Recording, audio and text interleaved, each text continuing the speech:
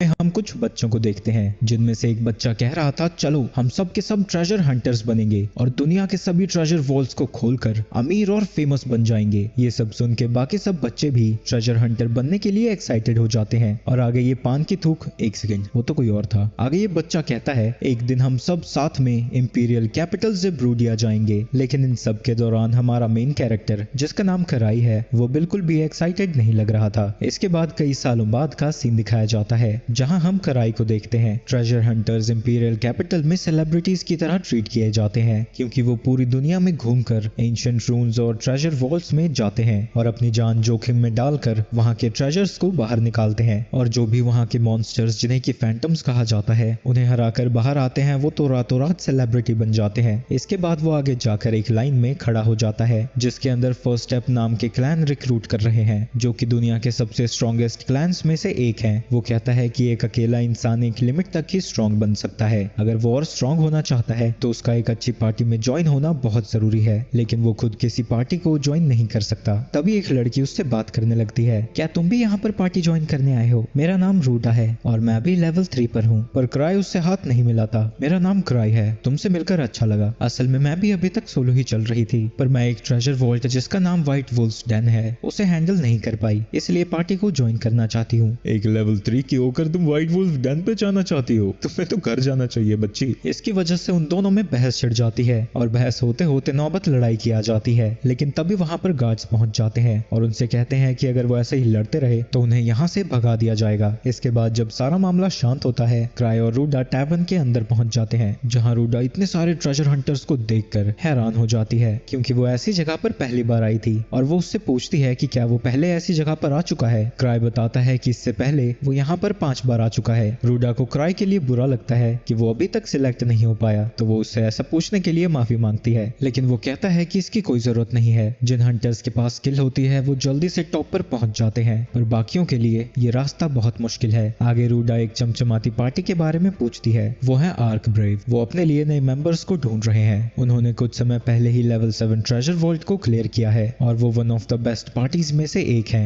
उनके लीडर का नाम आर्क रॉडिन है। अगर उसने तुम्हें सिलेक्ट कर लिया तो तुम्हारी सक्सेस तो पक्की है। तभी रूडा एक खाली चेयर देखती है और क्राई से उसके बारे में पूछती है, पर इससे पहले कि वो जवाब देता तभी वो हट्टा कट्टा बंदा फिर से आता है जिसका नाम ग्रेग है और वो लेवल 4 सर्टिफाइड एक्सप्लोरर है। वो टेबल द ग्रीवर्स की है। उन्होंने ही द फर्स्ट स्टेप क्लैन को शुरू किया था। ग्रीवर्स उन टैलेंटेड लोगों का ग्रुप था जो कि कुछ साल पहले इस टाउन में आया था। उसके मेंबर्स इतने ज्यादा स्ट्रॉन्ग और टैलेंटेड है कि उन्हें कैपिटल के सबसे ज्यादा ताकतवर पार्टी में से माना जाता है। उनकी पार्टी का पूरा नाम है ग्रीविंग सोल और ये क्राई के दोस्तों की ही पार्टी है। ऐसा पहली बार हो रहा है कि ग्रीवर्स एक पार्टी मेंबर को रिक्रूट कर रहे हैं और यही वजह है कि आज इतनी ज्यादा भीड़ है। और यहाँ पर कई सोलो हंटर्स भी हैं और वो भी ग्रीवर्स को ज्वाइन करना चाहते हैं। तभी एक बंदा चिल्लाने लगता है कि ग्रीवर्स कहाँ चले गए? मैं तो उन्हें इसलिए ज्वाइन करने आया था क्योंकि उन्हें बेस्ट कहा जाता है। वो आगे अपनी बड़ाई करता रहता है और कहता है कि एक दिन वो दुनिया का सबसे स्ट्रॉन्गेस्ट एक्सप्लोरर बनेगा और अभी वो लेवल 4 पर है। तभी मैनेजमेंट में से एक लड़की बाहर आती है और वो उसे सीधा वहां से बाहर जाने को कहती है। कुछ स्टाफ आकर उसे शांत कराने की कोशिश करते हैं। आप शांत हो जाइए, आज हम झगड़ा नहीं कर सकते। अगर मेरी बहन यहाँ होती तो वो भी यही करती। जिसके बाद वो दोनों ही लड़ने के लिए तैयार हो जाते हैं। पर इससे पहले कि उनकी लड़ाई शुरू होती, क्राई रूडा से कहता है कि इससे पहले तबाही मचे, उन्हें यहाँ से चले जाना चाहिए। गिलबर्ट अपनी तलवार निकालकर उसके ऊपर हमला करने के लिए तैयार हो जाता है, लेकिन उसी वक्त वो लड़की क्राई की प्रेजेंस को फील करती है तो गिलबर्ट उसके ऊपर हमला कर देता है, पर वो आसानी से उसके अटैक को डॉज करके जाकर क्राई का रास्ता रोक देती है। वो क्राई से पूछती है कि मास्टर, आप यहाँ क्या कर रहे हैं? इसके बाद हमें पता चलता है कि क्राई कोई एक्सप्लोरर नहीं है, बल्कि वो ग्रीविंग सोल्स का लीडर है, यानी जिस क्लैन मास्टर के बारे में सब लोग बात कर रहे थे, असल में वो क्राई ही है। क्राई बताने लगता है कि कई साल पहले ये सारी चीजें शुरू हुई जब वो अपने दोस्तों के साथ विलेज छोड़कर एक्सप्लोरेशन के लिए बाहर निकले। उन्होंने कई सारी बिगिनर्स ट्रेजर वॉल्ट को आसानी से क्लियर कर दिया, लेकिन एक दिन जब वो वॉल्ट के अंदर थे, एक मॉन्स्टर क्राई के ऊपर हमला कर देता है, पर उसका दोस्त ऐन वक्त पर उसे बचा लेता है और मॉन्स्टर का ध्यान भटकाने के लिए उसका शुक्रिया अदा करता है। पर सच तो ये था कि उसे पता भी नहीं था कि वहाँ मॉन्स्टर है। इसी दिन उसे पता चला कि भले ही उन सभी का सपना एक जैसा हो, पर उनके टैलेंट्स में जमीन आसमान का फर्क है। उसके दोस्तों के मुकाबले वो एक आम इंसान ही है। वो जानता है कि वो उनके ऊपर बोझ है, लेकिन उसके दोस्त कभी भी उसे ऐसा नहीं कहेंगे, तो वो खुद ही पार्टी को छोड़ने का डिसाइड करता है। लेकिन जब वो इस बारे में उनसे बात करने जाता है, वो सभी इस टॉपिक को इग्नोर कर देते हैं और कहते हैं कि उन्होंने अभी तक अपनी पार्टी का लीडर नहीं चुना है। लाल बाल वाला बंदा बोलता है कि उन्हें क्राई को लीडर बनाना चाहिए। इसके लिए सभी अग्री कर जाते हैं क्योंकि वो स्पीच देने और मोटिवेट करने में बहुत अच्छा है। तो वो बेचारा जो पार्टी को छोड़कर जाने वाला था उसी पार्टी का लीडर बन जाता है। ऐसे ही कई साल बीत जाते हैं और क्राई अभी भी उस पार्टी का लीडर है।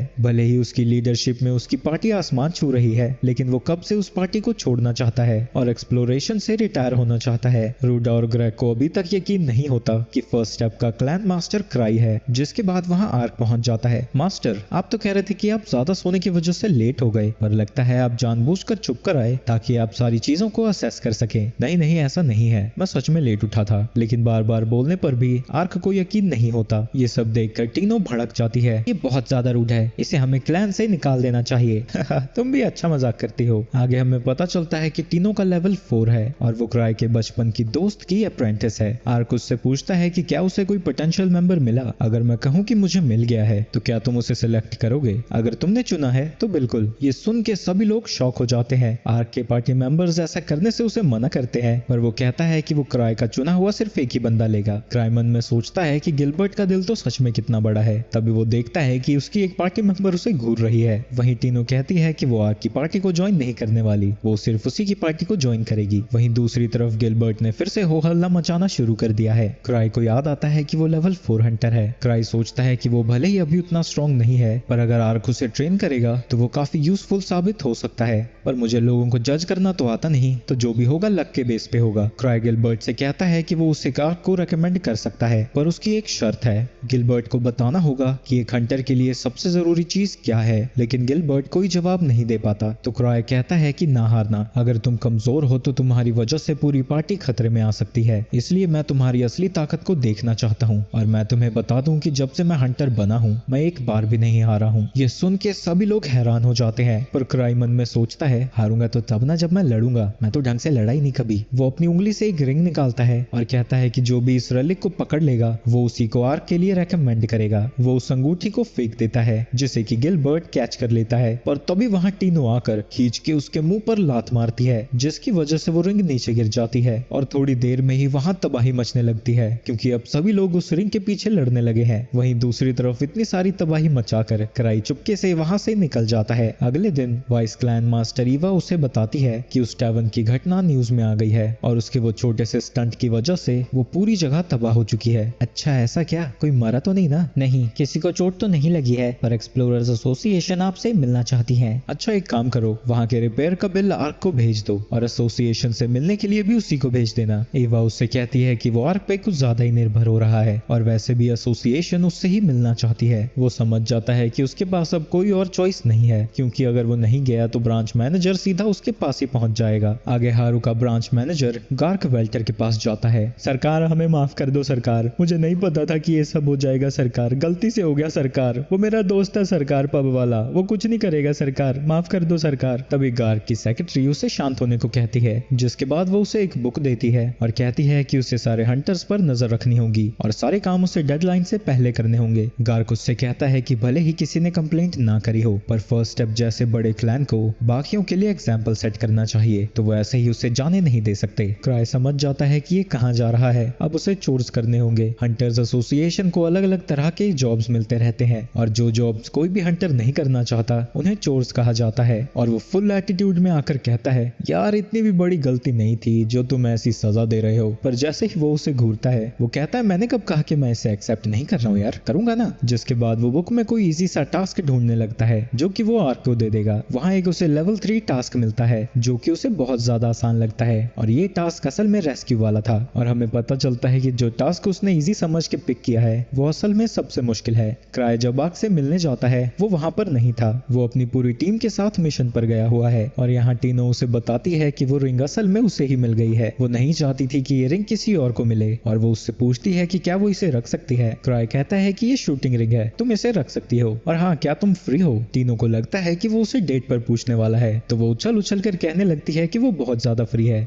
ये तो अच्छी बात है, मुझे एसोसिएशन से एक क्वेस्ट मिला है। लेकिन ये सुनते ही टीनो वहां से भागने लगती है, पर क्राई अपनी मैजिकल चेन को समन करता है और उसे टीनो को वापस लाने का ऑर्डर दे देता है। थोड़ी देर में ही वो चेन टीनो को घसीटते हुए वापस ले आती है। टीनो नाराज हो रखी थी क्योंकि उसे लगा था कि वो डेट पर पूछने वाला है, पर यहाँ तो उसने सड़ा हुआ जॉब दे दिया। वो कहती है कि ये जॉब जमा ही घटिया है और एक लेवल लेवल 4 हंटर होने के नाते वो 5 लोगों को एक साथ रेस्क्यू नहीं कर पाएगी। क्राई इससे अग्री करता है और अब उसे लगने लगता है कि शायद ये क्वेस्ट उतना भी आसान नहीं है जितना वो समझ रहा था। तुम कह रही थी ना तुमसे अकेले नहीं हो पाएगा, तो तुम्हारे साथ एक और इंसान जाएगा। ये सुन के वो शर्मा जाती है क्योंकि उसे लगता है कि उसके साथ वही जाएगा, पर असल में वो उसके साथ ग्रेग, गिलबर्ट और रूडा को भेजना चाहता है, जो कि टीनो को बिल्कुल भी पसंद नहीं आता। 6 साल पहले जब क्राई की पार्टी पहली बार कैपिटल में आई थी, वो हंटर्स के तौर पर रजिस्टर करने के लिए एसोसिएशन में पहुंचते हैं, पर क्राई को अंदर जाने से डर लग रहा था क्योंकि उसे लगता है कि अगर वो उनके साथ रहा तो उनकी प्रोग्रेस स्लो हो जाएगी। क्या बे नौटंकी करता रहता है। वो दरवाजा तोड़कर सीधा अंदर चला जाता है। मैं हूँ ल्यूक, इस दुनिया का सबसे ताकतवर स्वॉर्ड्समैन, जिसके पीछे वहाँ लिस भी पहुंच जाती है और कहती है कि वो दुनिया की सबसे ताकतवर थीफ है। ऐसी भयानक सी एंट्रेंस के बाद वो वापस तो नहीं जा सकता था और वो पार्टी को रजिस्टर करने के लिए पहुंच जाता है, पर जब पार्टी का नाम रखने की बात आती है वो जानबूझ के गंदा सा नाम रखता है ताकि वो लोग उसे लीडर की पोजीशन से हटा दें। वो अपनी पार्टी का नाम ग्रीविंग सोल्स रख देता है और क्रस्ट के लिए एक काला सा स्कल बना देता है। ये चीज किसी को भी नहीं पसंद आती, सभी को ये भयानक और डिप्रेसिंग लग रहा था। लगता है मैं तुम्हारी पार्टी के लीडर के तौर पर फेल हो चुका हूँ, मुझे तो इस पोजीशन को छोड़ ही देना चाहिए। लेकिन ये सुनते ही वो सभी लोग पलट जाते हैं और कहते हैं कि ये बहुत अच्छा नाम है। वहीं प्रेजेंट में क्राई उन सभी को मीटिंग में बुलाता है जिनके ऊपर वो अपना काम थोपना चाहता है। मुझे तो अभी तक यकीन नहीं हो रहा, क्या तुम सच में फर्स्ट स्टेप के लीडर हो?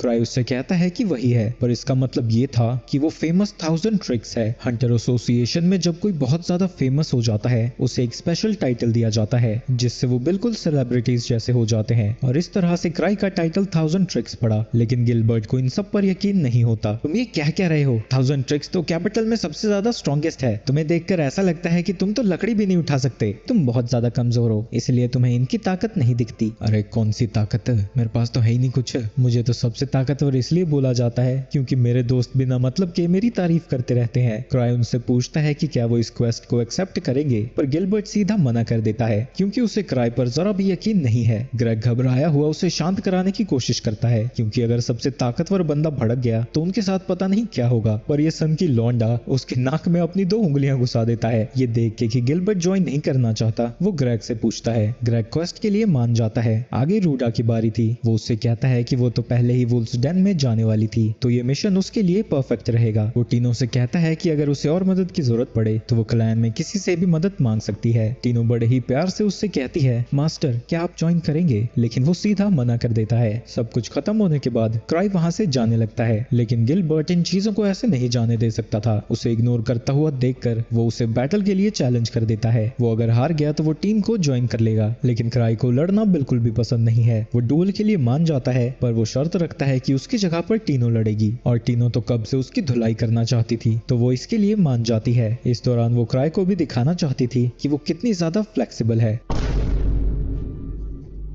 तुम ज्यादा अकड़ में मत रहो, तुमने कल मुझे धोखे से मारा था, आज मैं तुम्हें अपनी असली ताकत दिखाता हूँ और तुम्हें हराने के बाद उस क्राई की बारी है। लेकिन क्राई उससे जरा भी नहीं लड़ना चाहता। टीनो उसे सबक सिखाना चाहती है तो वो अपने सारे वेपन्स नीचे गिरा देती है। ये देख के ग्रेग और रूडा नर्वस होने लगते हैं क्योंकि भले ही वो स्ट्रॉन्ग है पर बिना वेपन के जीतना मुश्किल हो सकता है। क्राई भी ऐसा ही सोच रहा था। गिलबर्ट की परगोटोरियल स्वॉर्ड उसके लिए खतरा साबित हो सकती है अगर वो उसे ढंग से यूज कर सका तो, लेकिन गिलबर्ट भी उससे लड़ने के लिए अपने वेपन को नीचे गिरा देता है। ये गधा है क्या? वहीं ये देखकर टीनो को यकीन हो जाता है कि वही जीतने वाली है और मैच शुरू होते ही वो उसके ऊपर हमला करने पहुंच जाती है। गिलबर्ट उसके पहले अटैक को डॉज कर लेता है पर वो दूसरे अटैक को नहीं कर पाता और वो पिछली बार की तरह उड़ता हुआ दीवार में टकराता है। सबको लगता है कि मैच खत्म हो गया, पर गिलबर्ट फिर से खड़ा होता है और उसके ऊपर हमला करने आता है, पर इस बार टीनो उसे चोक होल्ड में पकड़ लेती है जिसमें काफी देर तक वो मुशक्कत करता रहता है और वो अपनी पूरी जान लगाकर उससे फ्री हो ही जाता है। पर फ्री होते ही टीनो उसकी गर्दन पर मारकर उसे बेहोश कर देती है। अपना मैच जीतने के बाद टीनो क्राई का शुक्रिया अदा करती है क्योंकि उसी ने उसे इतना ज्यादा स्ट्रॉन्ग बनाया है। मैंने तो कुछ किया भी नहीं है बहन। वहीं वो दोनों टीनो की ताकत देखकर हैरान हो जाते हैं, पर गिलबर्ट यकीन नहीं कर पा रहा था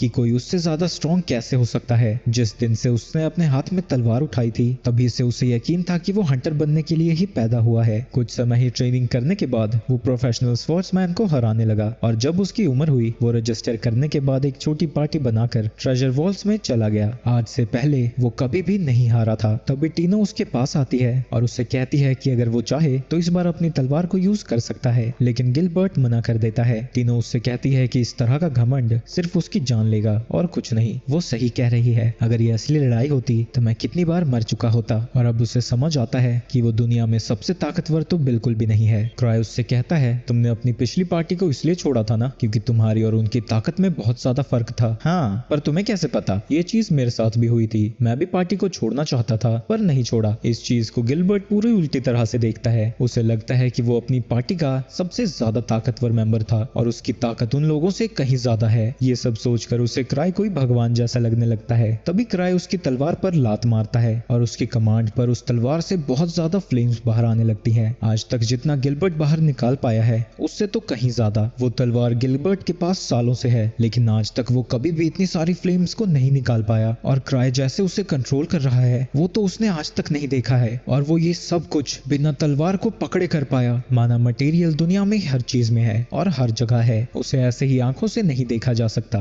पर ट्रेजर वॉल्स में माना कंडेंस होकर अलग अलग चीजें बन जाती है, जैसे क्रिस्टल्स और अलग अलग टूल्स। व्हाइट वुल्फ्स डेन ऐसा ही एक ट्रेजर वॉल्ट है जहाँ की वुल्फ फैंटम्स समन होते हैं और वो खुश है कि ऐसी जगह पर उसने उन सभी को भेज दिया। पर ईवा परेशान थी और उससे पूछती है कि क्या ऐसे नौसीखी हंटर्स को वहां भेजना सही रहेगा। पर क्राय कहता है कि ये तो बस एक लेवल 4 वॉल्ट है और अपने लेवल के मुकाबले वो काफी स्किल्ड है, उन्हें कुछ नहीं होगा। और वो ईवा का शुक्रिया अदा करता है क्योंकि उसी ने उसे गिलबर्ट के बारे में बताया था और उसे ऐसे शौक होता हुआ देखकर उसे बहुत मजा आया। आगे ईवा उससे पूछती है कि वो गिलबर्ट के रेलिक को कैसे यूज कर पाया। अरे इसमें कुछ खास बात नहीं है, वो काफी सिंपल था। वो इतना आसान था कि अगर गिलबर्ट चाहे तो कुछ दिनों की ट्रेनिंग में ही इतना सब कुछ कर सकता है, तो इसमें कुछ ज्यादा इंप्रेसिव नहीं है। पर मैं सोच रहा हूँ काश वो मुझे स्वॉर्ड बेच दे। तुम फिर से पैसे बर्बाद करने के बारे में सोच रहे हो? तुम्हारे पास पहले ही बहुत सारे रेलिक्स हैं, हर रेलिक का अलग अलग काम होता है। तुम ऑब्वियसली चाहिए यार, भले ही मेरे पास 20 रेलिक रिंग्स हो, पर एक और आ गया तो क्या दिक्कत है। ईवा समझ जाती है कि उससे बहस करने का कोई फायदा नहीं है। ग्रीवर्स का प्रॉफिट बराबर सब में बंटता है, तो भले ही क्राय कुछ काम ना करता हो लेकिन उसे हर महीने मोटे पैसे तो मिल ही जाते हैं। तभी उसे याद आता है कि उसे अपने एक रेलिक को चार्ज करवाना था, तो वो उसे चार्ज कराने के लिए एक लड़की के पास पहुंच जाता है जहां एक बंदा उसे बताता है कि नॉर्दर्न रोड पर एक रोग फैंटम आया है जिसने कैरावैन को पूरी तरह से तबाह कर दिया, जबकि वहां 3 लेवल 3 हंटर्स उसे प्रोटेक्ट कर रहे थे। यानी वो फैंटम काफी ज्यादा स्ट्रॉन्ग है और अब थर्ड ऑर्डर नाइट्स उसे हराने के लिए पार्टी बना रहे हैं। इंफॉर्मेशन के हिसाब से वो फैंटम एक वुल्फ है और लोकेशन व्हाइट वुल्फ्स के डेन के पास ही है, तो शायद डेन में बहुत सारे वुल्फ्स स्पैन हुए होंगे, तभी वो वहां से बाहर आ गए। अगर कोई भी इस समय उसके अंदर है तो उसकी हालत तो बहुत खराब होने वाली है। क्राय को फिक्र होने लगती है पर वो सोचता है नहीं, तीनों की पार्टी तो बहुत ज्यादा स्ट्रॉन्ग है, उन्हें क्या ही होगा। पर तभी वो बात करने लगते हैं कि वुल्फ्स डेन के मॉन्स्टर्स की ताकत बढ़ती जा रही है, जिसकी वजह से एसोसिएशन भी उसका लेवल बढ़ाने के बारे में सोच रहे हैं। वैसे भी वहां एक लेवल 5 पार्टी जाकर गुम हो चुकी है और अगर वो नहीं हरा पाए तो उसके नीचे के लेवल वाले तो कुछ नहीं कर पाएंगे। अब क्राय को सच में फिक्र होने लगती है और वो क्वेस्ट को फिर से चेक करना चाहता है और उसे दोबारा देखने के बाद समझ आता है कि ये कोई रैंडम मिशन नहीं था, ये लैंस और रूडोल्फ के लिए रेस्क्यू मिशन था और साथ में ही उसकी लेवल 5 टीम के लिए। यार मुझे उसे पहले पढ़ लेना चाहिए था। वो दोनों नोटिस करते हैं कि कुछ गड़बड़ लग रही है, तो क्राय उन्हें बताता है कि उसने टीनों को एक पार्टी के साथ वुल्फ्स डेन में भेज दिया है। ये सुन के वो दोनों घबरा जाते हैं क्योंकि उसने लेवल 4 के हंटर्स को ऐसी वॉल्ट में भेज दिया जिसमें लेवल 4 भी नहीं जीत पाए। तभी क्राय खड़ा होता है और कहता है कि उसे कोई जरूरी काम है। वहां से बाहर आते ही उसे पैनिक अटैक आने लगते हैं। वो खुद को शांत करने की कोशिश करता है कि तीनों काफी स्किल्ड हैं, वो इससे तो हैंडल कर ही लेगी और गिलबर्ट भी अपनी तलवार के साथ उसके जितना स्ट्रॉन्ग तो है ही।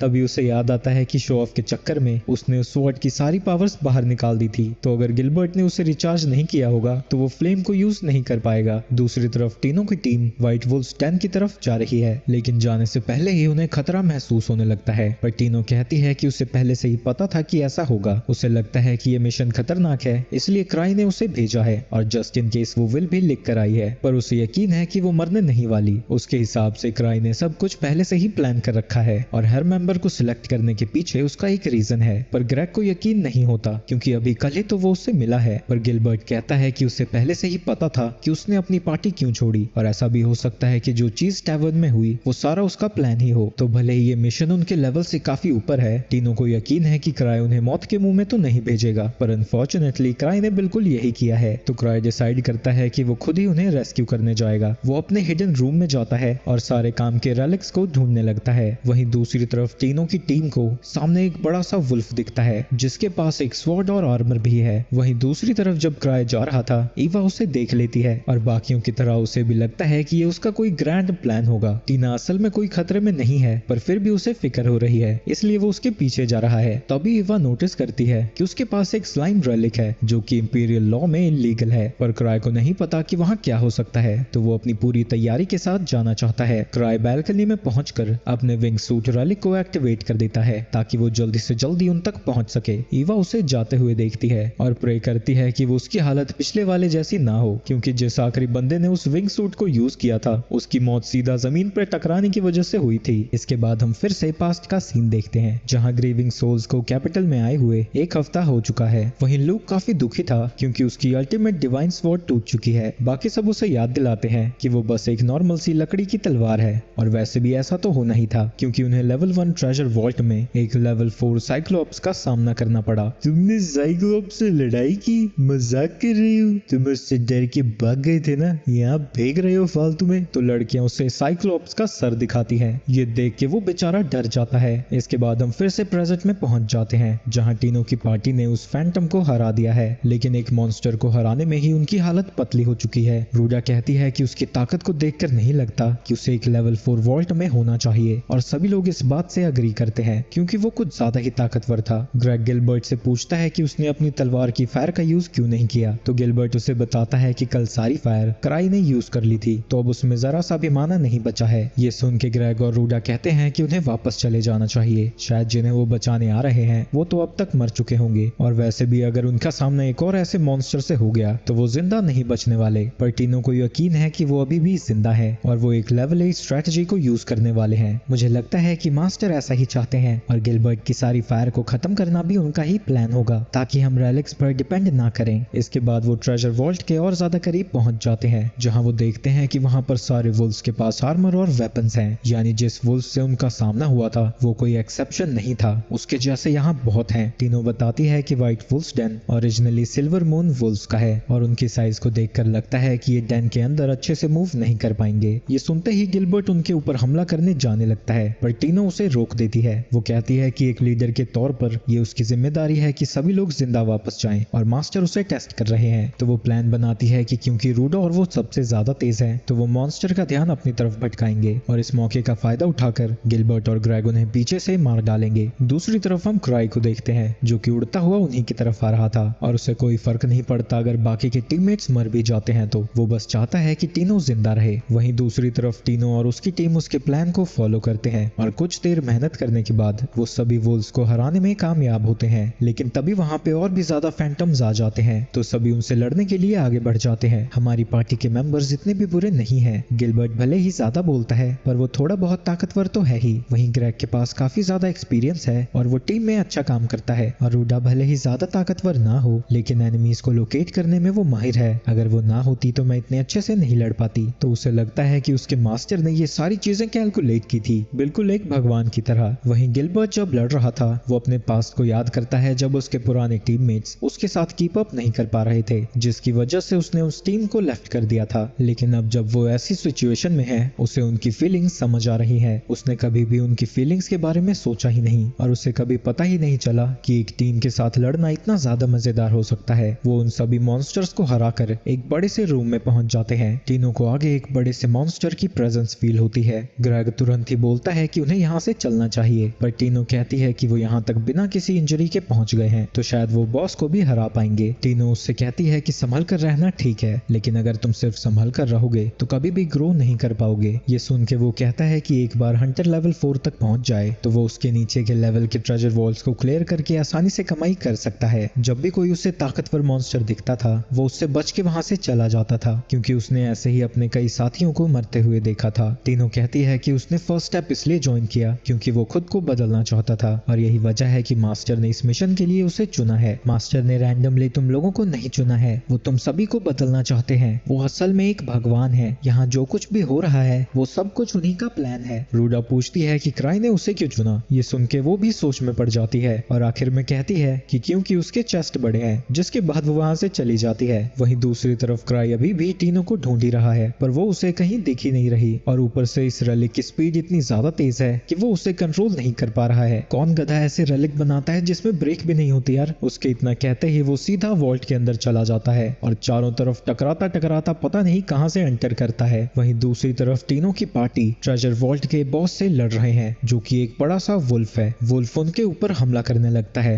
और वो उसे डॉज करते हुए एक ही चीज सोच रहे थे, ये वुल्फ कुछ ज्यादा ही स्ट्रॉन्ग है। टीनो देखती है कि उस बॉस ने हेलमेट नहीं पहना था तो वही शायद उसकी वीक स्पॉट होगी। वो अपने मास्टर के भरोसे को गलत साबित होने नहीं देना चाहती, जिसके बाद गिलबर्ट भी आगे बढ़ता है और उस मॉन्स्टर के अगले अटैक को रोक देता है। मौका देखकर ग्रेग उसके ऊपर हमला करने आता है लेकिन वो मॉन्स्टर उसे ऐसा करने नहीं देता। टीनो अपनी स्पीड और फ्लेक्सिबिलिटी का यूज करके उसके सभी अटैक्स को डॉज करती रहती है। इस दौरान रूडा उसे देखती है और नोटिस करती है कि टीनो में जरा भी डर नहीं दिख रहा था। इसके बाद वो वुल्फ ग्रेग के ऊपर हमला करना शुरू कर देता है और जब ग्रेग उसके अटैक को ब्लॉक करता है उसकी तलवार ही टूट जाती है। इसके बाद वो मॉन्स्टर टीनो के ऊपर हमला करने जाता है पर टीनो उसके वेपन पर ही चढ़ के उसके गर्दन पर हमला कर देती है। इस हमले की वजह से वो बॉस हार जाता है पर उसने टीनो के पैर को बुरी तरह से घायल कर दिया था। लेकिन टीनो कहती है कि फिक्र की कोई जरूरत नहीं है और एक पोशन निकालकर खुद को बड़ी जल्दी हील कर लेती है। वहीं बेचारा ग्रेग अपनी टूटी हुई तलवार को देखकर दुखी हो रहा था तो टीनो उस मॉन्स्टर की तलवार को ग्रेग को देने लगती है और वो सभी रेस्क्यू के लिए जाने लगते हैं। लेकिन तभी अचानक से उनके ऊपर हमला हो जाता है और वो देखते हैं कि वहाँ 4 मॉन्स्टर्स हैं जो कि बिल्कुल वैसे ही दिखते हैं जिस तरह के मॉन्स्टर को उन्होंने अभी अभी हराया। उन्हें देखकर सभी लोग डर जाते हैं और टीनो भी कहती है कि उन्हें साइड में छोटे से रास्ते से यहाँ से चले जाना चाहिए क्योंकि वो इतनी सी जगह में नहीं आ पाएंगे। लेकिन इससे पहले कि वो वहां जाते उन मॉन्स्टर्स को उनके प्लान के बारे में पता लग जाता है तो गिलबर्ट और ग्रेग कहते हैं कि वो इन मॉन्स्टर्स का ध्यान भटकाएंगे, तब तक वो दोनों लड़कियां यहाँ से बच के जा सकती हैं। रूडा ऐसा नहीं करना चाहती पर ग्रेग कहता है कि चारों के मरने से अच्छा है कि कम से कम 2 बच जाएं। वहीं टीनो सोचने लगती है कि क्या यही उनके पास बेस्ट ऑप्शन है और उसे अपने मास्टर की याद आने लगती है। तभी उसे कुछ याद आता है, किसी को बेचारा बनने की कोई जरूरत नहीं है, सबके सब उन मॉन्स्टर्स की आंखों पर हमला करो। जिसके बाद गिलबर्ट के साथ बाकी सब लोग उन मॉन्स्टर्स से लड़ने लगते हैं ताकि टीनो को हमला करने का मौका मिल सके। टीनो अपने मास्टर के साथ की गई ट्रेनिंग को याद करती है जो कि उसने उस शूटिंग रिंग के साथ की थी, जिसके बाद वो उसी मूव का यूज करके एक मॉन्स्टर की आंखों पर हमला कर देती है जिससे उसे थोड़ी देर के लिए कुछ नहीं दिखता। इस मौके का फायदा उठाने के लिए गिलबर्ट उसके ऊपर हमला करने जाता है पर मॉन्स्टर उसके ऊपर हमला करके सीधा उसे दीवार पर मारता है। इससे वो बुरी तरह से घायल हो जाता है। मुझे माफ कर देना, मैंने थोड़ी ज्यादा जल्दी कर दी। तुमने कोई गलती नहीं की है। जब उन्हें चारों मॉन्स्टर्स घेर लेते हैं उन्हें लगने लगता है कि अब वो जिंदा वापस नहीं जाने वाले। लेकिन तभी अचानक से वहां टकराता टकराता क्राई पहुंच जाता है और वो सीधा आकर वुल्फ से टकरा जाता है और टीनो अपने मास्टर को देखकर बहुत खुश होती है। तभी ग्रेग नोटिस करता है कि वो सभी मॉन्स्टर्स क्राई से डरकर पीछे हो रहे हैं पर जिस वुल्फ से क्राई टकराया था वो गुस्से में उसके ऊपर हमला कर देता है। लेकिन क्राई की एक रिंग उसे पूरी तरह से बचा लेती है। अपने अटैक को इस तरह फेल होता हुआ देखकर वो वुल्फ डर के मारे नीचे गिर जाता है। ये देख के क्राई स्माइल करता है, लगता है तुम फेमस क्राई के बारे में नहीं जानते, मेरे पास 17 जिंदगियां हैं। जिसके बाद वो अपनी एक और रिंग का यूज करता है और एक पावरफुल हमले से उस वुल्फ के ऊपर अटैक कर देता है। उसकी ताकत को देखकर सभी लोग हैरान हो जाते हैं। वहीं क्राई सोच रहा था ये सब है क्या यार, ये लेवल 3 वॉल्ट तो हो ही नहीं सकती, ये लोग कुछ ज्यादा ही ताकतवर हैं। वहीं उसके हमले के बावजूद भी वो वुल्फ फिर से उठ के खड़ा हो जाता है। ये देखकर कोई भी अपनी आंखों पर यकीन नहीं कर पाता। लेकिन क्राई जरा भी हैरान नहीं था क्योंकि उसकी रिंग्स थोड़ी फ्लैशी तो है लेकिन ताकत के मामले में वो बहुत कम है। उन मॉन्स्टर्स के वेपन्स को देखकर वो खुद से कहता है अच्छा हुआ यार मैं 17 बैरियर रिंग्स ले आया, नहीं तो आज तो मर ही जाता मैं। बाहर में गया है रेस्क्यू मिशन, मुझे बस घर जाना है अब। सभी मॉन्स्टर्स उसके ऊपर हमला करने के लिए तैयार हो जाते हैं तो उसके पास नेकलेस यूज करने के अलावा और कोई चॉइस नहीं बचती। क्राई नेकलेस से कुछ पीता है जिसके बाद वो उसे हवा में उछाल देता है जिसे वो क्लाउड रिंग से शूट करके वहां धुआं फैला देता है। वो सभी को यहाँ से भागने को कहता है लेकिन जब वो सब वहां से भाग रहे थे उन्हें लगता है वो कुछ ज्यादा ही धीरे चल रहे हैं और क्राई जानबूझ के धीरे चल रहा है ताकि वो टीनो के साथ रह सके। अजी घंटा, मैं इतना ही तेज दौड़ पाता हूँ। वहीं टीनो को लग रहा था कि उसके मास्टर कितनी उसकी फिक्र करते हैं और उसके लिए इतना धीरे भी दौड़ रहे हैं। वो बिल्कुल उसी दिन की तरह है जिस दिन वो उसे पहली बार मिले थे। इसके बाद हम उसका पास्ट देखते हैं जब कुछ गुंडे उसे परेशान कर रहे थे और उस दिन उसे ग्रीविंग सोल्स ने ही बचाया था और उस दिन से ही वो उन्हें ज्वाइन करने का सपना देख रही है। जब वो मॉन्स्टर से काफी दूर आ जाते हैं उन्हें बचाने के लिए वो सभी क्राई का शुक्रिया अदा करते हैं। तभी क्राई टीनो की इंजरी नोटिस करता है और उन्हें इतने खतरनाक मिशन पर भेजने के लिए माफी मांगता है और उसकी तारीफ करता है कि इतनी खतरनाक सिचुएशन में भी उसने इतना अच्छा परफॉर्म किया। क्राई से अपनी तारीफ सुन के वो बहुत ज्यादा खुश हो जाती है, जिसके बाद क्राई अपने रेलिक का यूज करके उसके पैर को पूरी तरह से हील कर देता है। ये देख के गिलबर्ट कहता है कि वो तो हीलिंग के लिए भी रेलिक का यूज कर रहा है। अबे झिंगूर, तुझे ना पता हो तो मैं सारी चीजों के लिए रेलिक का यूज करता हूँ। आगे ग्रेग उससे पूछता है कि क्या उसने सभी बॉसेस को हरा दिया, पर क्राई कहता है कि नहीं, अभी उन्हें बॉस को हराने की नहीं, यहाँ से निकलने की सोचना है। जिसके बाद सभी लोग क्राई को फॉलो करने लगते हैं। तभी क्राई को याद आता है, अरे यार मुझे तो पता ही नहीं कि बाहर कैसे जाना है, मैं करूँ तो क्या करूँ। इसके बाद हम फिर से 6 साल पहले का सीन देखते हैं, जहाँ पहली बार सब लोग क्राई के रेलिक्स को देखते हैं। तभी लिज उससे कहती है कि एक रेलिक वो उसे चुन के दे। क्राई को याद आता है कि उसने ऐसा प्रॉमिस तो किया था। तभी ल्यूक कहता है कि अगर वो लिज को दे रहा है तो उसे भी चाहिए। जिसके बाद सारा ग्रुप अपने लिए एक एक रेलिक मांगने लगता है। तभी एक लड़की एक रेलिक को उठाती है और इसके बारे में पूछती है। क्राई बताता है कि एक मैजिक बैग है जो कि जितना दिखता है उससे कहीं ज्यादा सामान रख सकता है। लड़की को लगता है कि ये बैग जरूर स्पेस को वॉर्प करता होगा, यानी ये बहुत रेयर और वैल्यूएबल है। पर तभी क्राई उसे बताता है कि वो बैग सिर्फ चॉकलेट्स को ही रखने के काम आ सकता है, और उन दोनों के सारे एक्साइटमेंट की धज्जियां उड़ जाती हैं। दूसरी तरफ लिज एक ब्रेसलेट को पहन लेती है जो कि उसे बहुत ज्यादा क्यूट लग रहा था, पर अगले ही पल वो नीचे गिर जाती है और दोबारा से वापस नहीं उठ पाती। जिसके बाद क्राई बताता है कि वो एक लैब्रिंथ रिंग है जो कि पहनने वाले की स्पेशल अवेयरनेस की ऐसी की तैसी कर देता है। नॉर्मली लोगों की बॉडी फट पड़ती है और लिज का सही सलामत होना ही बहुत बड़ी बात है। दूसरी तरफ लूक एक स्वॉर्ड उठा लेता है। क्राई उसे वार्न करने की कोशिश करता है कि वो एक कर्स्ड ब्लेड है, पर तब तक काफी देर हो चुकी थी। उसे पकड़ते ही वो कंट्रोल के बाहर चला जाता है। बाकी के पार्टी मेंबर्स उसे पकड़ने की कोशिश करते हैं। वहां क्राई के कलेक्शन की वजह से तबाही मचने लगती है। जिसके बाद इन रेलिक्स को लिज और ल्यूक की ट्रेनिंग के लिए यूज किया गया था। इसके बाद हम फिर से प्रेजेंट में पहुंच जाते हैं, जहां क्राई को समझ नहीं आ रहा कि वो करे तो क्या करे। टीनो और रूडा दोनों ही थीव्स हैं, रास्ता तो उन्हें देखना चाहिए, पर यहाँ तो ये सारे के सारे मुझ पे ही सब कुछ छोड़ के बैठे हैं। मैं कहाँ जाऊँ यार। तभी गिलबर्ट उससे कहता है, तुम्हारा प्लान चलो बहुत अच्छा है, पर हम जा कहाँ रहे हैं? मुझे तो लग रहा है जैसे हम बार बार एक ही जगह पर घूम रहे हैं। पर इससे पहले कि क्राई कुछ कहता, टीनो कहती है कि उसे पता है कि वो एग्जिट की तरफ नहीं जा रहे हैं। जो मैप उसने देखा था उससे यहाँ के लेआउट के बारे में उसे अंदाजा लग चुका है। वो भले ही एग्जिट की तरफ ना जा रहे हो, पर जरूर इसमें मास्टर का कोई प्लान है। रूडा कहती है कि वो इस बात से अग्री करती है, पर क्राई कम से कम उन्हें बता तो दे कि वो जा कहाँ रहे हैं। पर क्राई बस चुपचाप आगे बढ़ता रहता है। तभी आगे जाकर उनके रास्ते बंटने लगते हैं और सब कुछ भगवान भरोसे छोड़कर क्राई एक रास्ते में मुड़ जाता है। लेकिन सामने देखकर सभी लोग हैरान हो जाते हैं, क्योंकि गलती से ही सही पर क्राई उन्हें उन लोगों के पास ले आया है जिन्हें वो रेस्क्यू करने आए थे। वहीं क्राई को कुछ पता ही नहीं लगता कि ये सब हो क्या रहा है, और ऊपर से वो ये देखकर हैरान था कि टीनो ने इतनी दूर से उन सभी को देख लिया, क्योंकि उसकी नजर तो वहां गई भी नहीं थी। इंजर्ड टीम का लीडर रूडोल्फ टीनो का शुक्रिया अदा करता है, पर टीनो कहती है कि ये सब कुछ उसके मास्टर की वजह से हुआ है। क्राई एक्सप्लेन करने की कोशिश करता है कि ऐसा कुछ नहीं है, वो तो बस गलती से यहाँ पहुंच गए। पर सभी को लगता है कि वो ऐसा इसलिए कह रहा है क्योंकि वो खुद की तारीफ नहीं सुनना चाहता। रूडा ने सभी को पोशंस तो दे दिए हैं, पर उन सब की एनर्जी पूरी तरह से खत्म हो चुकी है। पर क्राई यहाँ वो मैजिक चॉकलेट बैग लेकर आया था और वो उन सभी को चॉकलेट दे देता है। ग्रेग रूडोल्फ से कहता है, अच्छी बात तो यह है कि तुम सभी सही सलामत हो। जब मुझे पता चला कि तुम सब लेवल 5 के हो, मुझे तो यकीन ही नहीं हुआ कि तुमसे लेवल 3 वॉल्ट पार नहीं हो पाया। हम सब उसके लिए तैयार नहीं थे, हमने सोचा भी नहीं था कि वो इतना ज्यादा ताकतवर होगा। इतने ज्यादा ताकतवर? वुल्फ नाइट्स ताकतवर तो थे, पर वो तुम पर कैसे भारी पड़ गए? हम उनसे नहीं हारे। हमारा दुश्मन तो एक छोटा सा फैंटम था और उसका पूरा चेहरा स्कल से ढका हुआ था। उसकी ताकत यहाँ पर हंट किए गए वुल्फ से आती है और धीरे धीरे उसकी पावर इतनी ज्यादा बढ़ चुकी है कि उसे लेवल 5 के हंटर्स भी नहीं हरा सकते। हम कोई नौसीखिए नहीं है, पर वो फैंटम हमें बच्चों की तरह मारता चला गया। शायद वो 1000 स्वॉर्ड्स इतना ताकतवर है। वो और कोई नहीं बल्कि क्राई का दोस्त ल्यूक है, जिसके बारे में कहा जाता है कि वो कैपिटल का सबसे ताकतवर स्वॉर्ड्समैन भी है। उसने स्वॉर्ड्स की सारी टेक्निक्स को सीख रखा है और वो एक लकड़ी की स्वॉर्ड से ही किसी को भी हरा सकता है। तो क्राई को लगता है कि एक फैंटम को लूक से कंपेयर करना तो बेवकूफी है। अगर उसके जैसा कुछ एग्जिस्ट भी करता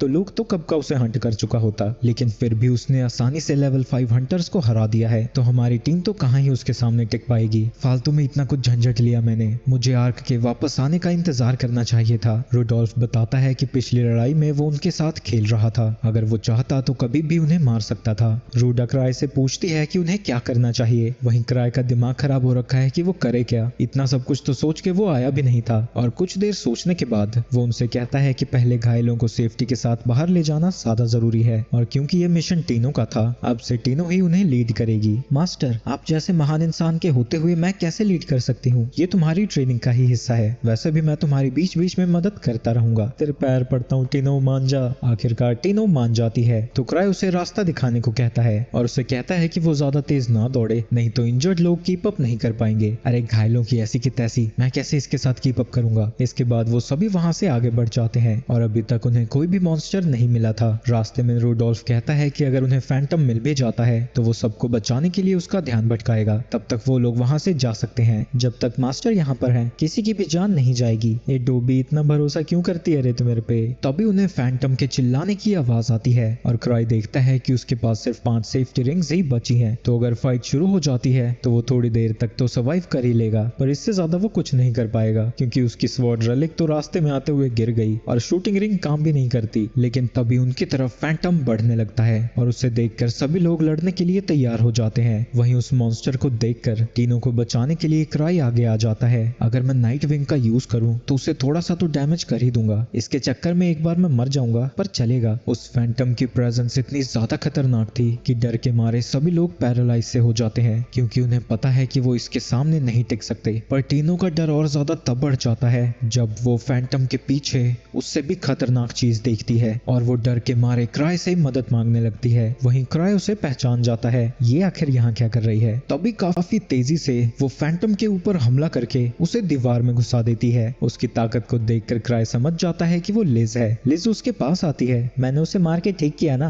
मुझे पता नहीं है यहाँ चल क्या रहा है। तुमने बिल्कुल सही किया। जिसके बाद लिज उसे बताती है कि रास्ते में आते हुए उसे क्राई का एक स्वॉर्ड रेलिक मिला। ग्रेग और गिलबर्ट तुरंत ही पहचान जाते हैं कि वो है कौन, पर रूडोल्फ उसे नहीं जानता था। क्या तुम लोग हंटर्स भी हो? कैपिटल में ऐसे लोग कैसे हो सकते हैं जिन्हें ग्रीविंग सोल्स के बारे में नहीं पता? सॉरी, मुझे गुस्सा आ गया था। मैं भागते हुए तुमसे मिलने गई थी पर वहाँ मुझे पता चला तुम वहाँ नहीं हो। तुम्हें पता है कि ये सुन के मुझे कितना दुख हुआ। मुझे यकीन नहीं होता कि इतना सा काम मेरी अप्रेंटिस से नहीं हो पाया। गिलबर्ट उसे समझाने की कोशिश करता है पर इससे पहले कि उसके मुंह से शब्द निकलते लिज उसे खींच के लात मारती है जिससे लगभग बेचारे की जान चली ही जाती है। जिसके बाद वो अपना गुस्सा फिर से निकालने के लिए टीनो के पास पहुंच जाती है। क्या मैंने इसी दिन के लिए तुम्हें ट्रेनिंग दी थी? हाँ, तुमसे एक लेवल 3 डंजन नहीं क्लियर होता। मेरा नाम मिट्टी में मिलाना चाहती हो तुम? क्राई उसे शांत कराने की कोशिश करता है कि उसने आज बहुत अच्छा काम किया और कई सारे फैंटम्स को भी हराया और टीनो डर के मारे उससे दया की भीख मांगने लगती है। वहीं दूसरी तरफ ग्रेग और रूडा गिलबर्ट के ऊपर पोशंस पर पोशंस फेंके जा रहे हैं। इसके बाद क्राई लिज की तारीफ करता है क्योंकि उसने फाइनली होल्ड बैक करना सीख लिया है। तुमने नोटिस किया? हाँ, तुम बार बार बोलते रहते थे तो मैंने फाइनली सीख ही लिया। क्राई उसकी तारीफ करता है पर उसे पता है कि अभी भी वो पूरी तरह से खुद को कंट्रोल नहीं कर सकती, जो कि गिलबर्ट की हालत देखकर साफ दिखता है। वहीं दूसरी तरफ फैंटम फिर से उठ चुका है और अब वो एक वुल्फ बॉस के साथ मिलकर उसके ऊपर हमला करने की तैयारी कर रहा है। ये देखकर बाकी के लोग डर जाते हैं पर लिज को बस ये देखकर गुस्सा आ जाता है कि वो मॉन्स्टर अब उसके सामने मशीन गन लेके आ रहे हैं, जैसे कि वो कुछ उसका बिगाड़ सकते हैं। जिसके बाद वो उन्हें सबक सिखाने के लिए आगे जाती है। वुल्फ उसके ऊपर फायर करना शुरू कर देता है पर लिज के लिए ये सारी चीजें बिल्कुल स्लो मोशन में हो रही थी और क्विक सिल्वर की तरह वो आसानी से बुलेट्स को मूव कर सकती है। जब उस वुल्फ के सारे बुलेट्स खत्म होते हैं लिज अभी भी वहीं खड़ी थी और इस दौरान उसके पास इतना ज्यादा टाइम था कि उसने उन बुलेट्स को एकदम सजा के रखा है। लिज का गुस्सा शांत हो गया था पर यह देखकर कि टीनो ऐसे मॉन्स्टर के सामने स्ट्रगल कर रही थी उसका गुस्सा आसमान फाड़ देता है। मैं जब 10 साल की थी तब मैं बुलेट्स को डॉज कर रही थी, तुमसे ये नहीं संभाला गया, मेरी नाक कटा के रखी है तुमने। जिसके बाद वो एक बैक फ्लिप मारकर उस मॉन्स्टर को हरा देती है। लिज के लिए ये चीजें बहुत ज्यादा आसान थी और उसे समझ नहीं आता कि टीनो ने ये क्यों नहीं किया। लिज लेक्चर दे ही रही थी तभी फैंटम उसके ऊपर हमला कर देता है जिसके अटैक को लिज आसानी से ब्लॉक करती है और उसे लगता है कि टीनो के लिए ये भी एक इजी विन होना चाहिए था। और जब वो ये सारे लेक्चर दे रही थी वो फैंटम की कुटाई करना जारी रखती है। लिज की इतनी सारी डांट सुन के बेचारी टीनो रोने लगती है और क्राई को उसके लिए बुरा लगने लगता है पर ये सारी चीजें उसकी ट्रेनिंग का ही हिस्सा है। क्राई बताता है कि लिज स्मार्ट लेवल 6 की हंटर है और वो दुनिया में सबसे ज्यादा तेज है और इसलिए उसे स्टाइफल्ड शैडो भी कहा जाता है। जब सारी चीजें शांत होती हैं वो सब गिल्ड में वापस आते हैं। गिलबर्ट कहता है कि वो अपनी फ्लेमिंग स्वॉर्ड को छोड़ना चाहता है क्योंकि वो इस पर कुछ ज्यादा ही निर्भर हो रहा था, इसलिए वो फिर से अपनी बॉडी को ट्रेन करेगा जब तक वो लिज की तरह बुलेट्स को कैच नहीं कर सकता। वहां खड़े किसी को भी यकीन नहीं होता कि ऐसा वो अपनी जिंदगी भर में कभी कर पाएगा पर उसकी कॉन्फिडेंस को देखकर टीनो उससे कहती है कि उसे एक और चीज पता होनी चाहिए और हम 6 साल पहले का सीन देखते हैं जब क्राई ने उनके मास्क का ऑर्डर दिया था। वो आंखों के लिए छेद बनाना भूल ही गया पर सभी को लगता है कि ये उसका कोई प्लान था जिसकी वजह से कोई भी फ्लैशिंग अटैक उनके ऊपर काम नहीं करेगा और अगर वो इसे पहनकर ट्रेन करेंगे तो उनकी उनकी ताकत बहुत ज्यादा बढ़ जाएगी। इसके बाद हम क्राई को देखते हैं जो कि स्लाइम को ढूंढ रहा था, पर हर जगह ढूंढने के बाद भी उसे वो नहीं मिलता। तो वो परेशान होकर डिसाइड करता है कि वो इसके बारे में भूल जाएगा, पर तभी उसे याद आता है जब 1 साल पहले सिट्री ये स्लाइम लेकर उसके पास आई थी, जो कि एक जीनियस लेवल 2 की हंटर है और उसका सारा टाइम रिसर्च और एल्केमी में जाता है। इसी दिन उसने उस स्लाइम का नाम सिट्री स्लाइम रखा था क्योंकि उसे सिट्री ने बनाया था। और वो जब उसे ऐसे ही खोलने जाता है, सिट्री उसे रोकती है और बताती है कि ये थोड़ा सा खतरनाक है क्योंकि अगर वो खुल गया तो पूरा कैपिटल डिस्ट्रॉय हो सकता है, ये थोड़ा सा डेंजरस है। वो क्राई से कहती है कि वो इसे संभाल कर रखे और प्रेजेंट में वो अभी भी उसे ही ढूंढ रहा है। पर जब उसे वो स्लाइम कहीं नहीं मिलता, वो बैठकर आराम से सोचने लगता है, मैंने जब वुल्व्स डेन में उस कैप को खोला था उसके अंदर तो कुछ नहीं था, पर मैंने तो उसे सेफली लॉक करके रखा था, तो उसमें से तो वो कहीं जा ही नहीं सकता। इसका मतलब तो एक ही है कि सिट्री मजाक कर रही थी, पर वो अंदर से जानता है कि वो बस इसके बारे में और सोचना नहीं चाहता है। दूसरी तरफ हम कुछ हंटर्स को देखते हैं जो कि एक ट्रेजर वॉल्ट में मॉन्स्टर से लड़ रहे हैं, पर वॉल्ट के लेवल के हिसाब से मॉन्स्टर्स कुछ ज्यादा ही स्ट्रॉन्ग है। एक बंदा कहता है कि पिछले 2 हफ्तों से फैंटम्स का लेवल अचानक से ही बढ़ गया है, पर उन्हें ये मिशन कंप्लीट करना ही होगा क्योंकि वॉल्स की इन्वेस्टिगेशन कंट्रीज के लिए बहुत ज्यादा इंपॉर्टेंट है और इस चीज में 1000 ट्रिक्स भी इन्वॉल्व है, तो यानी यहाँ पर जरूर कुछ ना कुछ बड़ा है। वहीं दूसरी तरफ हेडक्वार्टर्स में ना सोने की वजह से क्राई की हालत बुरी हो रखी है। भटकते भटकते उसके सामने ईवा आ जाती है और उसे बताती है कि एसोसिएशन ने व्हाइट वुल्व्स के डेन के बारे में उससे कांटेक्ट किया है। अच्छा, पर उस मिशन की लीडर तो टीनो थी ना, तो ये उस पे छोड़ दो। पर ईवा बताती है कि टीनो अभी लिज के साथ ट्रेनिंग कर रही है। अच्छा ये बताओ, कैपिटल में कुछ घटनाएं हुई हैं क्या? कैसी घटनाएं? नहीं, शायद कुछ नहीं हुआ होगा। चलो अच्छा ही है कि कुछ नहीं हुआ। ईवा को लगता है कि वो जरूर किसी तरफ इशारा कर रहा है, तो वो अपने सोर्सेज से पता करेगी, पर क्राई कहता है कि इसकी जरूरत नहीं है, वो शायद बस उसकी इमेजिनेशन होगी। इसके बाद क्राई के पूछने पर ईवा बताती है कि टीनो लिज के साथ बेसमेंट नंबर 2 पर ट्रेनिंग कर रही है और वो उससे मिलने वहां से चला जाता है, लेकिन वो अभी भी काफी सस्पिशियस है क्योंकि उसने कई बार अर्थक्वेक, नेचुरल डिजास्टर्स और वॉल्ट एनोमलीज, इन सारी चीजों को एक्यूरेटली प्रेडिक्ट किया है। पर उसे ये पता नहीं है कि वो इतनी अच्छे से प्रेडिक्ट इसलिए कर पाता है क्योंकि आधी से ज्यादा चीजें तो उसी की वजह से होती है। क्राई जब ट्रेनिंग ग्राउंड के पास पहुंचता है, वहां पहले से ही काफी सारे हंटर्स थे जो कि ट्रेनिंग के लिए अपनी बारी का इंतजार कर रहे हैं। जैसे ही वहां क्राई पहुंचता है, स्वेन जो कि लेवल 6 हंटर है, वो क्राई से कहता है कि वो लिज से ट्रेनिंग हॉल खाली करवाए क्योंकि उसकी वजह से वो उसे यूज नहीं कर पा रहे हैं। तुम पागल हो क्या? उस मॉन्स्टर को मैं कैसे रोक सकता हूँ? अभी सिर्फ तुम ही हो जो कि उसे रोक सकता है क्योंकि एंसम और लूशिया तो मिशन पर गए हैं, और वैसे भी ये अकेली वापस क्यों आई? उसने वहां के सारे ट्रैप्स डिसआर्म कर दिए थे और बॉस रूम तक पहुंच गई, पर वहां जाने पर वो इतनी ज्यादा बोर हुई कि वापस आ गई। वो लेवल 8 के वॉल्ट में बोर हो गई। तुम लोग तो कुछ ज्यादा ही ताकतवर हो। वैसे अगर किसी ने लिज को जाकर नहीं रोका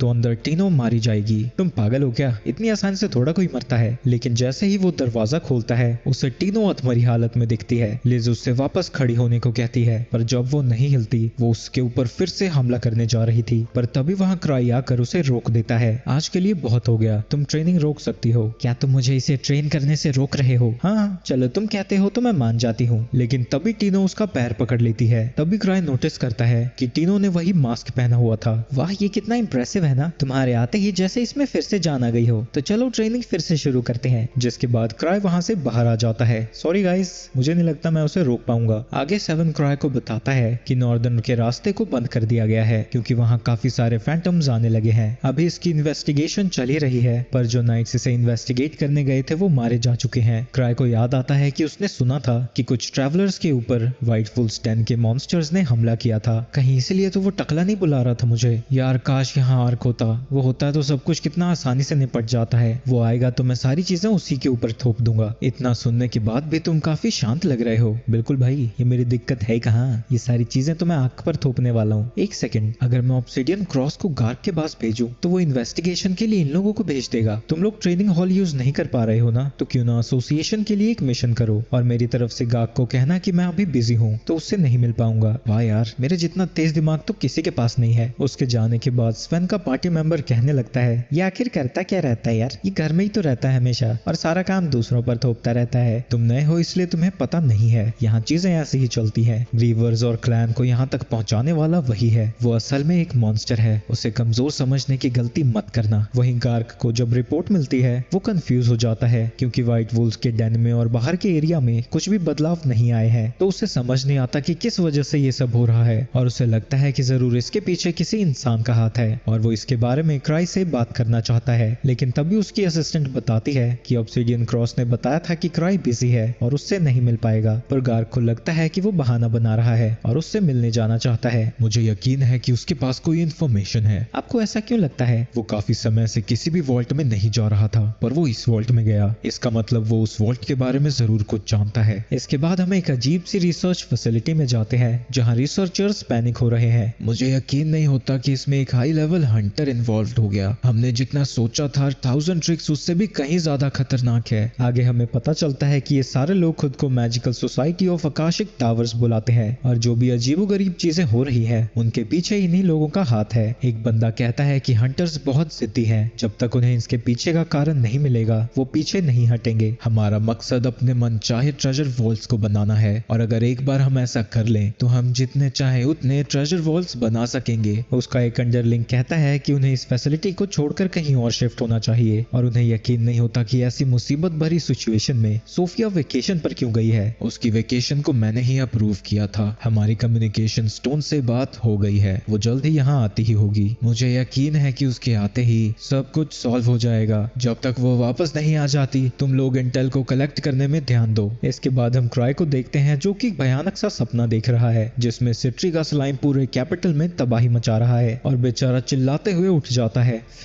सपना था यार ये। तभी वो देखता है कि लिज उसके बगल में ही लेटी पड़ी है और वो भी उसके चिल्लाने की वजह से जाग गई। अच्छा, तो मुझे इसकी वजह से गर्मी लग रही थी। इसकी क्या ही आदत है यार, बार बार मेरे बेड में आ जाती है। लिज उससे पूछती है कि क्या वो आज फ्री है क्योंकि वो आज का दिन उसके साथ स्पेंड करना चाहती है। आज तुमने खुद को या टीनो को ट्रेन नहीं करना? लिज कहती है कि आज वो ब्रेक ले रही है तो क्राई भी मान जाता है। क्राई और लिज जब वहाँ से जा रहे थे गार्क पहले से ही वहाँ पहुंचा हुआ था। गार्क उन्हें रोकने की कोशिश करता है पर लिज भड़क जाती है और कहती है कि क्राई आज बिजी है। एक सेकंड, तुम यहाँ वापस कब आई? मैंने तुमसे कहा था ना कि लेवल 7 से अगर कोई हाई वॉल्ट है तो उसकी रिपोर्ट मुझे चाहिए। चुप कर बे टकले, तो क्राई के ऊपर कुछ ज्यादा ही डिपेंड करता है। अपने काम खुद करना सीख। जिसके बाद गार्क और उसमें बहस छिड़ जाती है और लिज को इतना ज्यादा गुस्सा आता है कि वो उसके ऊपर हमला कर देती है। जिसके बाद वो दोनों ही आपस में बच्चों की तरह लड़ने लगते हैं। इस टाइम का यूज करके वो वहाँ की रिपोर्ट देखने लगता है और देखता है कि वहाँ के एरिया में बाहर से कोई भी चेंजेस नहीं आए हैं। काइन उससे पूछती है कि जब वो वहाँ गया था उसने वहाँ कुछ अजीब नोटिस किया था। क्राई मना कर देता है पर वो गलती से कह देता है कि वो किसी और बारे में परेशान है। किस बारे में परेशान हो तुम? माफ करना पर मैं ये तुम्हें अभी नहीं बता सकता। कोई भी हमारी बातें सुन सकता है। अब मैं इसे ये थोड़ा बताऊंगा कि मैं एक ऐसे स्लाइम को आजाद कराया जो कि ये पूरा कैपिटल खा जाएगा। मैं अभी तो वहाँ नहीं जा सकता पर हमारा क्लैन पूरी तरह से मदद जरूर करेगा। आर्क जैसे ही आता है मैं उसे भेज दूंगा। दूसरी तरफ उन दोनों की लड़ाई अभी भी चली रही है। तुम तो काफी ज्यादा कमजोर हो गए हो, एक ही जगह बैठे बैठे बस कुर्सियां तोड़ते रहते हो ना, इसीलिए। इससे गार्क को गुस्सा आ जाता है और वो जाकर लिज के ऊपर हमला कर देता है लेकिन लिज उसे चिढ़ाना जारी रखती है जिसकी वजह से गार्क का गुस्सा बढ़ता ही चला जाता है। गार्क पहले लेवल 7 हंटर हुआ करता था और इससे पहले कि वो दोनों गधे पूरी बिल्डिंग को डिस्ट्रॉय कर दें, क्राई उसे बताता है कि उसने पहले ही सारी चीजें काइन के साथ डिस्कस कर ली है पर गार्क अभी भी गुस्से में था। तभी वो देखता है कि लिज पहले ही क्राई के पास पहुंच गई है और उसे यकीन नहीं होता कि वो इतनी तेज कैसे मूव कर सकती है। जिसके बाद वो केन के साथ वहां से चला जाता है। थोड़ी देर बाद वहां ईवा पहुंचती है जो कि वहां की तबाही को देखकर चीखने लगती है। आगे हम लिज और क्राई को अपनी डेट पर देखते हैं जहां वो कह रही थी कि उसे यकीन नहीं हो रहा कि गार्क कितना कमजोर हो गया है। मुझे नहीं लगता कि ऐसा है। तुम्हें तो खुद के साथ किसी को कंपेयर ही नहीं करना चाहिए। हाँ, पर अगर ऐसा ही चलता रहा तो जिस वॉल्ट को मैं एक्सप्लोर करके आई उसमें तो वो 1 मिनट भी नहीं टिक पाएगा। अच्छा, अगर तुम वहां के बॉस को कंपेयर करो व्हाइट वुल्फ डेन वाले बॉस से तो वो कितने स्ट्रॉन्ग थे, लेकिन लिज को तो याद भी नहीं है कि व्हाइट वुल्फ डेन में कोई बॉस भी था। क्राई समझ जाता है कि वो फैंटम इतना ज्यादा कमजोर था कि लिज को तो वो याद भी नहीं है। यार, सिट्री और वो लोग तो अभी भी उसी वॉल्ट में हैं। अच्छा, यही होगा कि उस स्लाइम के तबाही मचाने से पहले